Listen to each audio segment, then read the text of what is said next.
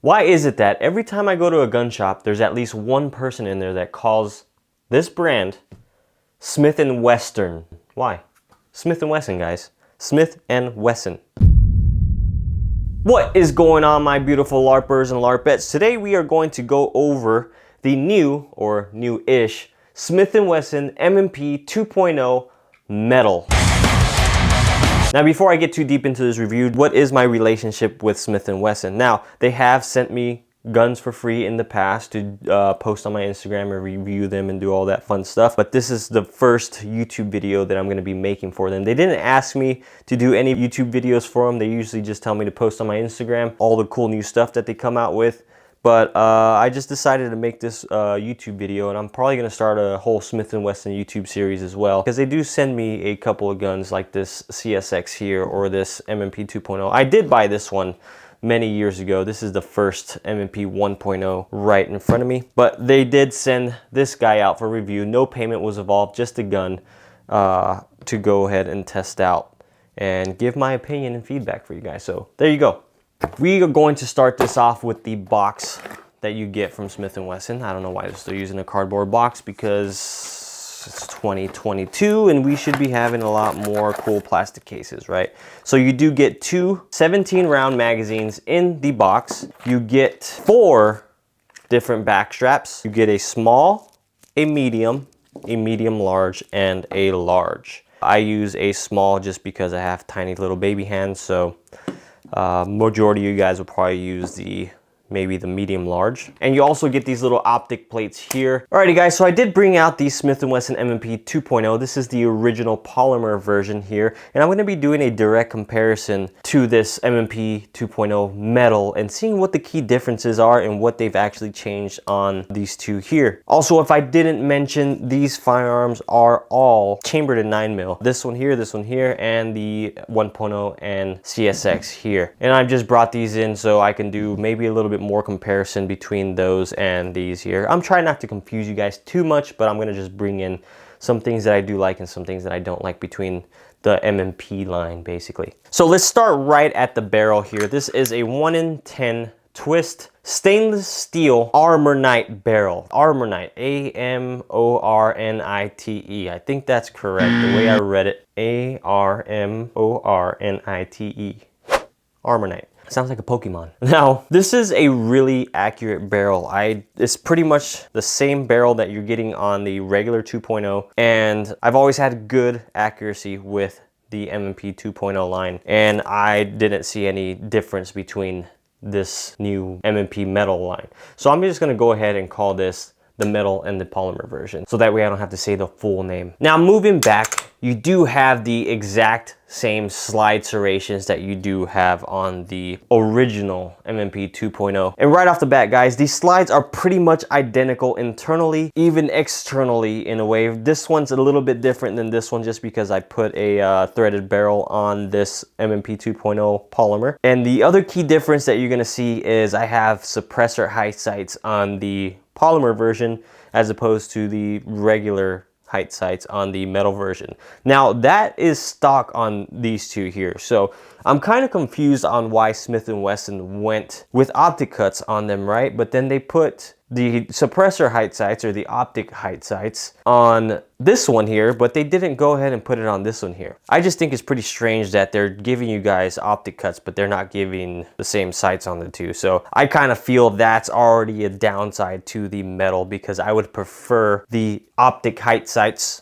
on this guy here since it has an optic cut. So I don't know what was the deal with that. The coating on the metal version is a tungsten gray Cerakote. Now, moving on from the actual slide itself, let's go down to the actual major change here, which is the frame. The frame is a 7075 T6 aluminum. When I heard that they were coming out with a metal version, I thought it was going to be like a steel version, and steel is definitely heavier than aluminum.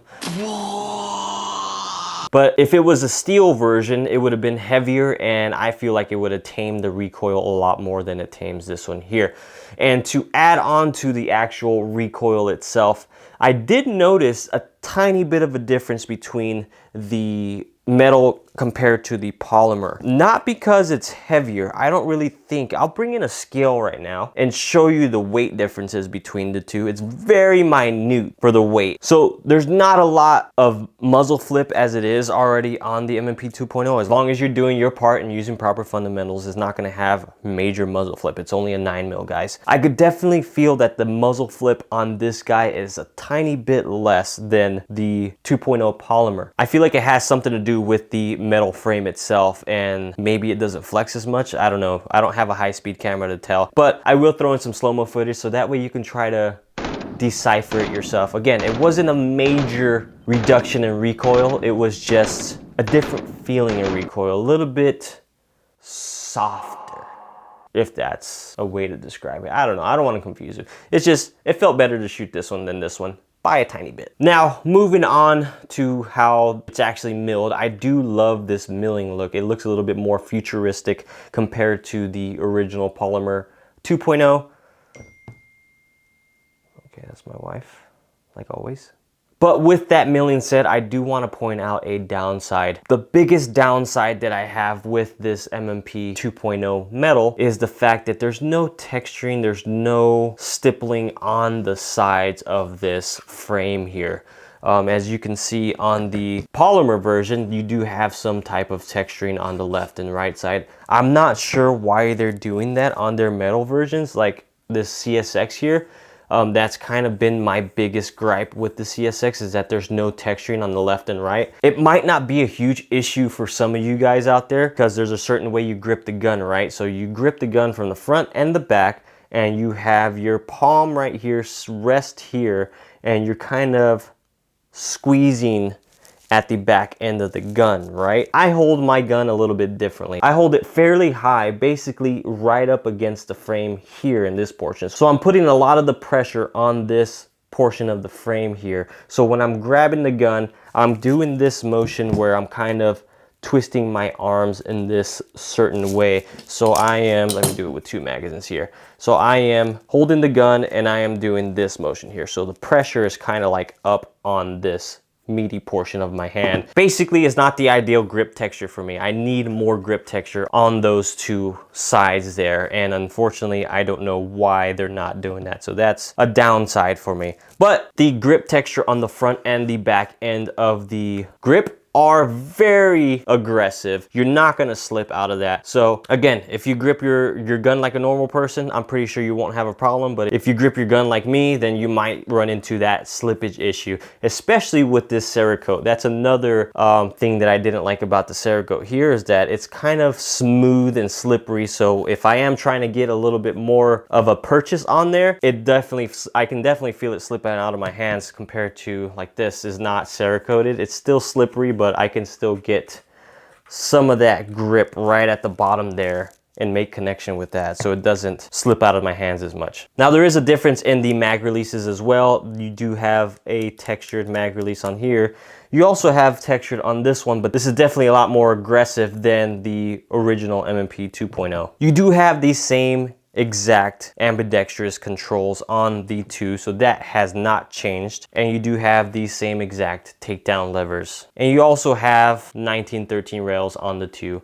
I also want to mention, since these slides are basically identical, I did swap them out while I was shooting just to see how well they'll function, and they function flawlessly, guys. So if you did want to swap your original 2.0 slide and put it on the metal, it's completely possible and you can do it. I actually like that two-tone look from the black slide on this one, on this gray frame, and the same vice versa with this gray frame on this black, or this gray slide on this black frame. Now, moving on to another huge change is the trigger. This is a flat face trigger. This one on the M&P 2.0 polymer is a curved trigger. I believe they have polymer versions with this new flat face trigger on there now. Just double check on that for me, but I have seen it with those.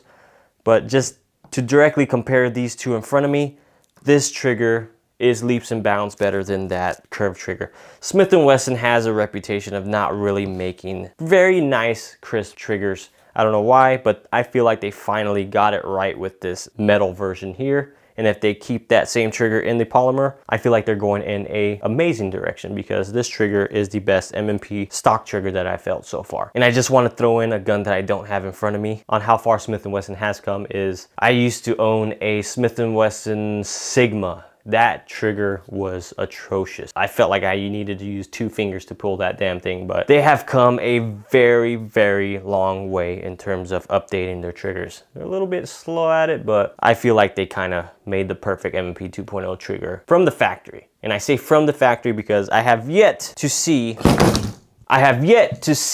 a striker fired aftermarket trigger that's better than the Apex trigger.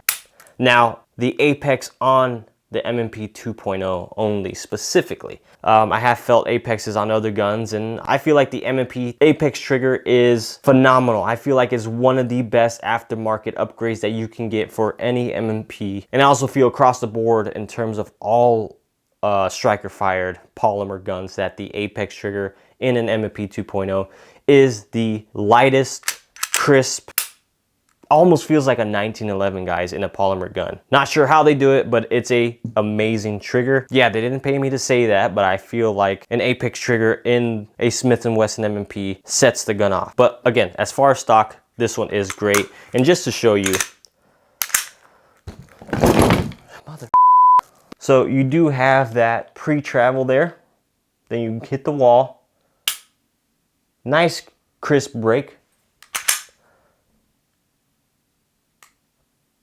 A little bit audible reset, and then the break again. A very nice trigger, guys. And also, if you pay attention to the back of the trigger, they added this little like plastic over travel bumper, I guess that's what you want to call it. But they did add that in there so that way it doesn't completely get pulled all the way to the rear. It pretty much hits right when it breaks. And I did want to pull out my trigger pull gauge. I don't know how accurate this one is, but when I did use it the first time, it was pulling right around 4 pounds. So there you go, 4 pound, nice, crisp factory trigger. This one, not that great. I mean, little spongy. The reset isn't really the best. And many of you guys that do own M&Ps with those curved triggers know that they're not really the best triggers out there. But again, aside from the triggers now the last thing I want to mention is the Magwell. The Magwell is pretty much identical to the original polymer 2.0s, but here's a benefit that I see to a metal frame compared to the polymer Magwells specifically. I have a lot of friends that shoot M&Ps and they shoot them in competitions. I have a buddy of mine that's named Hunter. I don't know if you know him, Hunter Constantine. And he shoots M&Ps, and his Magwell on his M&P 2.0 is completely destroyed. He shoots carry optics, and carry optics, you can't have a metal Magwell on these. So you have to use the stock Magwell, and his is completely shot, where it literally looks like it's ground down as much as you can. It's just completely destroyed. A big benefit that I see towards the metal frame is the fact that this is metal here, so it's not going to wear down as much as the polymer frame. So if you are planning on shooting competition and using a carry optics gun, I feel like the metal on this is going to be superior to any polymer frame. Alrighty, so I think I pretty much went over every detail that I needed to go over. But who is this gun for? I feel that the person who's been wanting a metal frame M&P is going to be very happy with this here. It's not a huge change in design. It's very ergonomic. It feels identical to the polymer version. It's just basically a metal version of the polymer. There's a lot of companies out there that'll go and do something like a metal frame and change everything completely up, and it's gonna feel completely different to the actual polymer version. But this is literally just a metal version of the M&P series, which is cool because you're gonna have that familiarity between the two. Another person that's going to get this gun is probably a competitive shooter that is shooting carry optics and doesn't want to deal with that Magwell issue that they've had on their polymer gun. I don't know if a lot of people even think about that until they get to that situation. But again, I saw my buddy Hunter's gun and that thing is torn up, and I feel like, actually I think he did pick one of these up, and I'm going to ask him how he's feeling about the Magwell. It's going to last a little bit longer in the long run with all those reload reps. Other than that, I don't really see a huge demand for a all metal M&P at this certain time, just because of the price difference that you're gonna see between the two. So this one's probably running around 600 or so, maybe 700 brand new, and this one is $899. That's a $200 price difference just to get a metal lower, because that's basically going to be your huge change there. Because if they do come with the flat face trigger that I've seen before, the biggest change is going to be just the metal lower. And within this metal lower, there are some little things that I would nitpick at, like the texturing, that I just don't really like. I need more texturing on this metal lower, and I can't just take it to a stippler to stipple that metal lower. I can add some grip tape on there, but that's kind of defeating the purpose on getting a metal gun, right? You want to have everything set from the factory. I can add, if Handle It Grips actually makes a more textured grip for those, I can add texturing to it, but as of now, I don't know anybody that makes textured side panels basically for this metal version. I feel like the price is a little bit steep, and I kind of understand, because I talked to a buddy of mine at Smith & Wesson, and he mentioned that the prices of aluminum have skyrocketed since COVID, and it makes sense. I mean, they gotta adjust the prices accordingly. It's just at this point in time, I feel like it might just be a little bit overpriced for what it is, especially since they're not throwing in these suppressor height sights or optic height sights. I feel like that's kind of be one of the changes on here, and that's like $100 and something bucks that you're gonna have to add to this if you're gonna put in optic and you want to co-witness the sights. Maybe if it did have the sights, it'll kind of even out the playing field a little bit, but I feel like that was a huge letdown between the two here. And I also feel like they should probably go with a steel version, because I feel a steel version would make more sense if you're gonna go out and try to compete with one of these, or want to have some more recoil mitigation. I mean, I felt a very minute difference between the recoil on the both of these, but if this was a steel frame, you'll feel it a lot more. Maybe they're just going for the fact that it's a carry type gun still, but I'm looking at it in a broader spectrum. I'm looking at it for competition. I'm looking at it for a lot of different things. And maybe those boomers out there that are into all metal 1911s would want a heavier gun to feel like they're carrying an all metal 1911, because 2 world wars, right? But yeah, guys, that's just my opinion. I think it's a very nice gun still. I've had it for a couple of months, and I did put 1,500 rounds through this guy, somewhere around there, maybe more, maybe less, but I know I put over 1,000 rounds for sure. Through this M&P 2.0, I know I have around 1,000 rounds, and on this M&P 1.0, I have about 5,000 rounds or so, like that, maybe more. Just, I haven't even cleaned it yet, but you can see all the carbon buildup on the front of that guy. And that one has been 100% reliable. This one has been 100% reliable, and this one has been 100% reliable as well. This fits in any other M&P 2.0 holster that I have, so you're not gonna have any type of differences between all of your gear at home that you already use for your M&P 2.0. You just gotta see if the metal frame and the better trigger is going to be worth the extra 200 bucks to you. I can't make that decision up for you. I like unique guns. I like that Smith & Wesson is starting to jump out of their comfort zone. Usually the guns that they come out with is kind of basically the same exact gun. They just updated a tiny bit more. I was very surprised when they came out with this all metal little CSX. This was a huge leap at a different direction towards their guns. I'll have another video on this little guy here. Let me know below if you'd want me to do a like versus video between this and like a Smith & Wesson Shield Plus or something like that, but I'll do another video. I love the design of this metal frame. I just think it needs a couple more updates for that price. But thank you guys for sticking around and hearing me ramble on these two guns. Do you think that the 2.0 metal is worth it over a standard polymer, or should you just stick with your original polymer and see how far they can update this guy here? I'm really wanting them to come out with a maybe 5-inch version, a competition version of this guy here. Either way, phenomenal guns. You guys let me know what you guys think in the comments below. Thank you guys for sticking around. I appreciate you all. Catch you in the next one. God damn it.